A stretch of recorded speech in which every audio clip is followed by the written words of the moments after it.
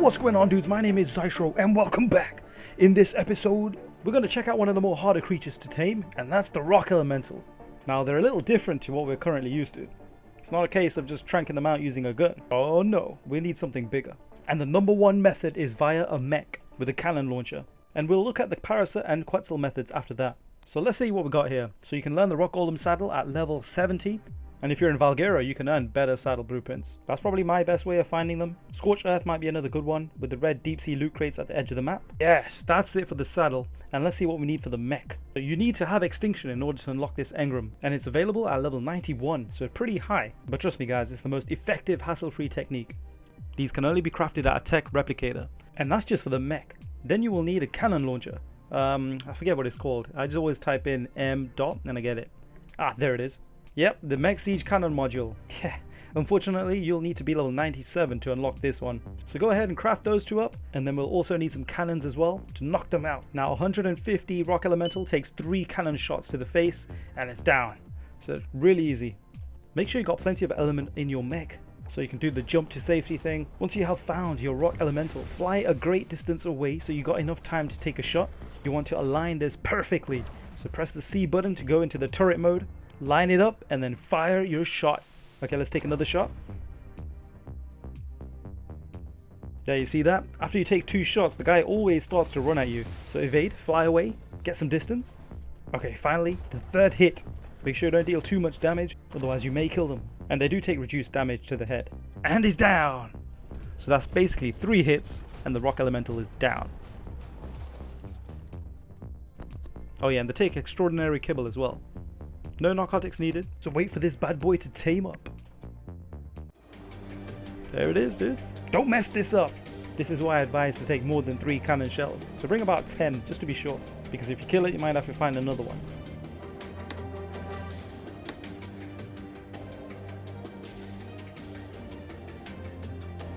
Very easy tame. That's why I recommend the mech as the best method in order to take these guys out. And then sooner or later, you will have your rock elemental. The species is Colossus Petrum, which literally means a giant rock. Time is unknown, the diet is minerals, and the temperament is extremely territorial. In the wild, Colossus Petrum is like no creature I've ever encountered. There is no biological or historical precedent for it. Its nearest relatives exist only in legend, mythical statues that could come to life like the Golem of Prague. That makes it all the more dangerous. What survivor could possibly expect a seemingly benign rock formation to suddenly spring to life and attack them? Fortunately, Colossus Petrum's massive size makes it quite slow, so I would advise most survivors to flee immediately if encountering it in the wild. Colossus Petrum survives by slowly absorbing nearby minerals while in its dormant state, which consequently means that its body contains a wealth of metal ingots. Why you do this, wildcard? That's a lie! There's no metal ingots in there. If undisturbed, it can maintain its hibernation to infinity and beyond, but it will viciously attack anyone who approaches upon its territory. A solitary creature, Colossus Petrum lives alone and will not even protect its own kind. Domesticated. If somehow tamed, Colossus Petrum could prove to be an invaluable asset, particularly in a siege. Only armor-piercing rounds or explosives can harm it at all, and it will handedly smash through stone structures. There it is, the rock elemental. Oh yeah, this is what I got it in Valguero. I was in the chalk hills and I found an ascendant rock golem saddle. Okay, I got a default primitive saddle over here. It looks a little chubby around the midsection, right? Oh man, these guys look beast. Alright, they got different types of attacks. Let's check it out. The 3rd attack is the C button for the AoE punch. Then you got the double smash, which is the primary attack. Then you got the secondary attack, which throws a boulder. This can also be activated in turret mode. That's very handy in a base defense, but we'll look at how strong it is later. Okay, so anyways, the mech method is by far the greatest, but let's look at the other 2 ways. So it's up to you what you guys want to use. I'd say I'd prefer the Quetz next, and then the Paracer. Just showing you the movement stability that we have on the platform saddles here. The Paracer is pretty solid. It just goes up and down ever so slightly, whereas on the Quetz, you can see when it's landed, it goes rocks from side to side. However, if I start to fly...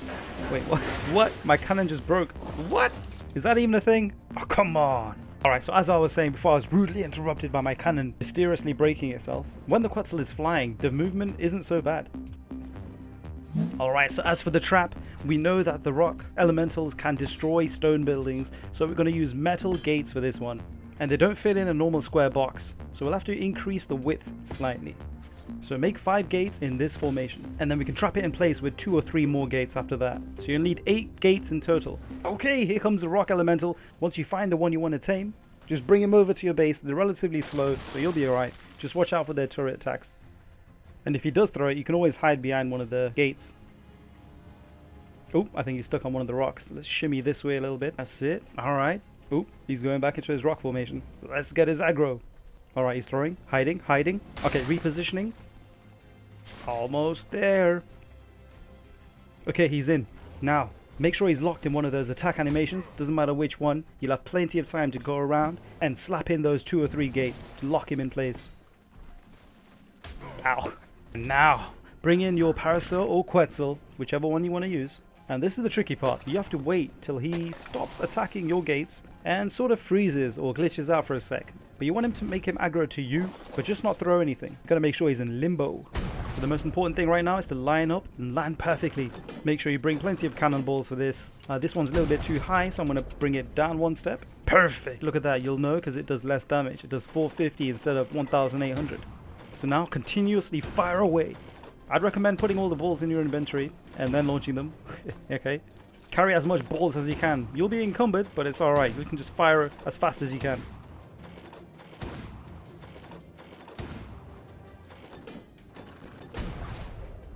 Oops, whiffed it. Yeah. You may also need to time it with the Quetzal's movements, rocking side to side. But there it is! Easy as pie. What do you think? Oh my god, is he bleeding? The rock is bleeding, guys! That's a level 150 chalk golem down. Alright, now we're going to look at taming the X-Rock Elemental. Now these ones look the coolest and they take reduced damage because they're X-Dinos in addition to taking reduced damage for being a rock elemental. These can only be found on the Genesis DLC. You can find them out and about in the map, or you can find them inside the cave like I did with this guy. Just search for the Extraction mission and you should find this entrance. Make sure the volcano is not erupting while you're doing this, and you should be able to lure him out to the entrance. Okay, looks like he's stuck. Now I'm going to use a Paracer for this one because there's no Quetzals in Genesis. So I'm going to bring my Paracer to the back. Slowly back it up. Back it up. Slowly back it up. Make sure it's aligned. It's going to be the tricky part. But if your rock elementals on the outside, just do the same thing with the gates and trap it in place. Be careful though, it's a little dangerous out there. Remember, because they're X-Rock elementals, they'll need more cannons to knock them out.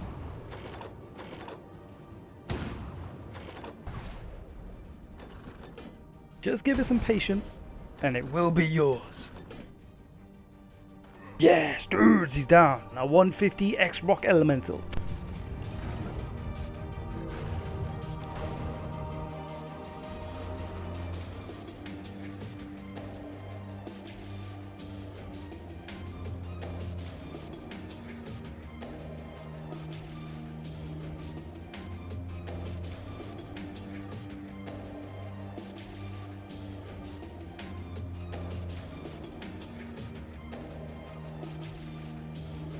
Okay, now's the time to check out the Rock Elemental's range.